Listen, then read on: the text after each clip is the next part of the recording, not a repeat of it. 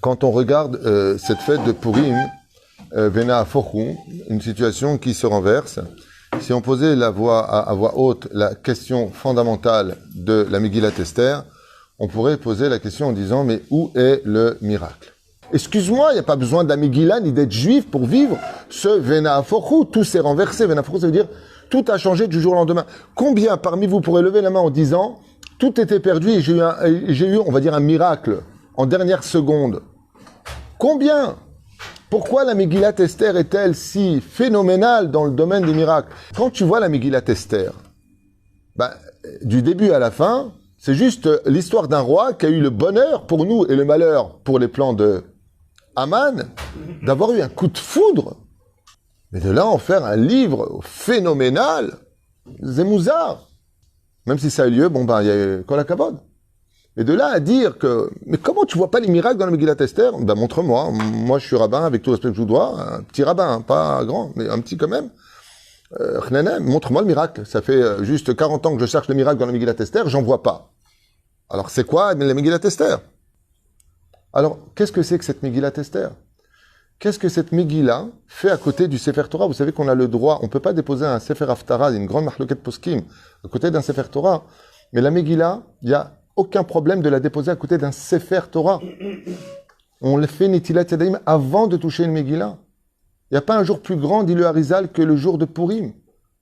Ce que arrive à ouvrir Purim, le jour de Kippour, la Neila n'est pas capable de l'ouvrir. Ça veut dire que la lecture de la Megillah est encore plus forte, plus grand, plus élevé que Yom Kippour au moment où on ouvre les portes de la Neila. El Nora Alila.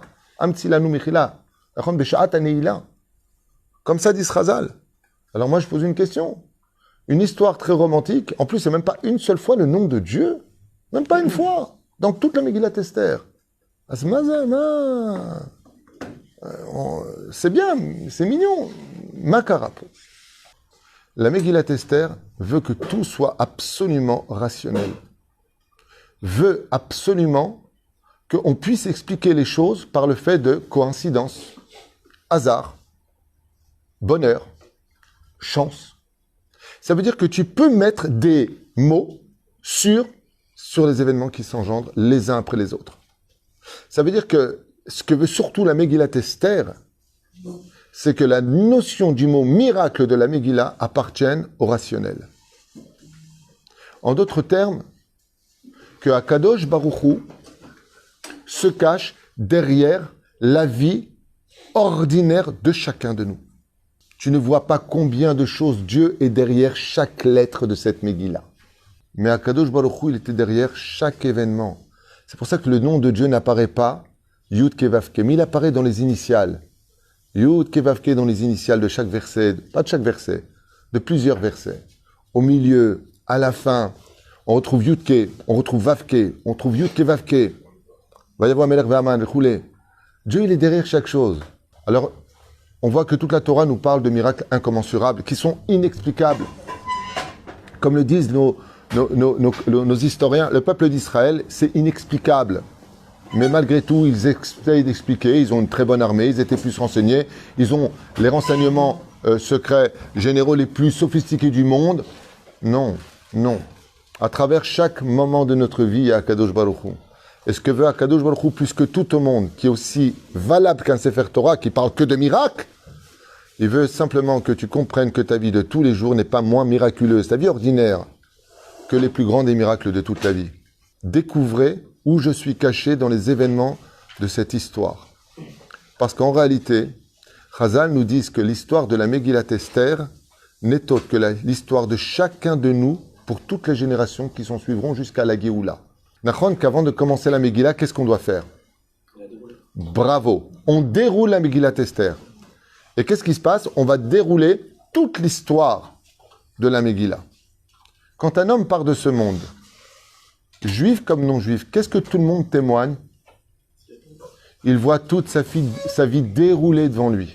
Maintenant, tu peux dire Baruch Hashem, Keshem Shem Evarech ala Tova, Kach Yevarech ala Ra. Maintenant, tu peux voir où je suis.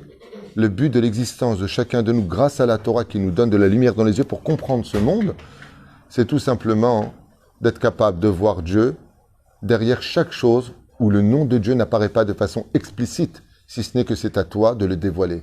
Megillat Esther. Tegalé et Akadosh Baruch Hu. Et ça, c'est ce qu'il y a de plus grand. Et c'est pour ça que toute l'histoire de la Megillat Esther est basée sur le Goral. Il a sorti le Goral au mois de Nissan. Il jouait avec quoi? Avec le Mazal. Et qu'est-ce qu'on lui apprend? Que même si le Mazal dans l'absolu, oui, il existe par rapport à notre vie, notre tikkun, notre réincarnation, c'est vrai que ça existe. Mais ce qu'on doit le plus retenir, c'est cette dimension qu'en réalité, Akol Me'et Hashem. Et qu'on n'a aucune raison ni de se fâcher, ni de s'énerver, ni de critiquer, si ce n'est que d'être assez patient pour découvrir les plans divins. Et les plans divins, tu vas quand les découvrir? Vela Yehudim Haïta, Ora, Vesimcha, Vesassan Vikar. T'énerve pas, attends la fin de l'histoire et tu découvriras pourquoi Dieu, en réalité, était derrière tout cela et que tout était pour ton bien, puisqu'on se rend compte que c'est grâce à Haman et ses plans machiavéliques que tout le peuple d'Israël s'est enfin uni et a fait une teshuva où on a reçu la Torah non plus dans la crainte comme le Har Sinaï, mais dans l'amour comme la fête de Purim. Kol Tov. Yom Holedet Sameach. מי שנכנס אדר מרבים בשמחה מי שנכנס אדר